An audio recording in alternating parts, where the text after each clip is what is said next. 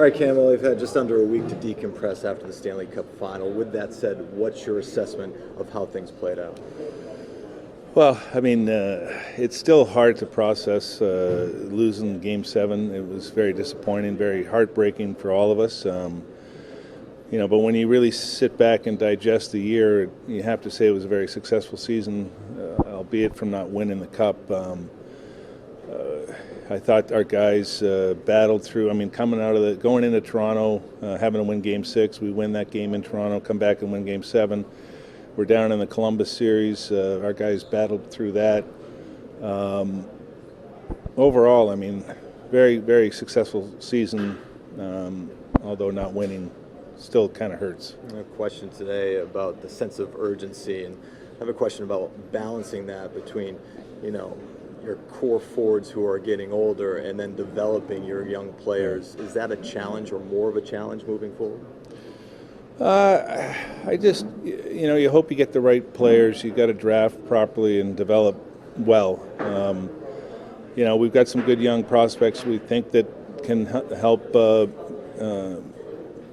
help us in the future. Whether that's next year or not remains to be seen. But we recognize that our core players are 1 year older and they're not going to be around forever, and we've got a plan for that. Does your offseason approach change based on winning or losing or the end result of the Stanley Cup final?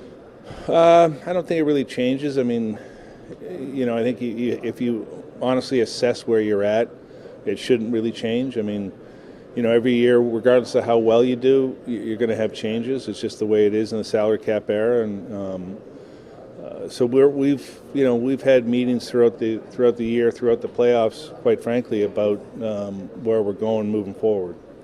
Charlie McAvoy, Brandon Carlo, a handful of restricted free agents. You have some unrestricted free agents as well. But hearing Charlie McAvoy speak the other day, talking about wanting to stay in Boston forever.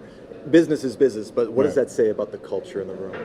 Well, it says a lot. I mean, even the players that we acquired at the deadline, Coyle and Johansson, made comments about what a great locker room it is, and that's one of the things that Don and I really tried to make sure that we've got a locker room that everybody is pulling on the same rope and everybody's there for each other. And with Patrice and Zdeno and Krejci, those guys been around for so long and helped bring the young players in. They've done a really good job of that. Cam, thanks. All right, my pleasure.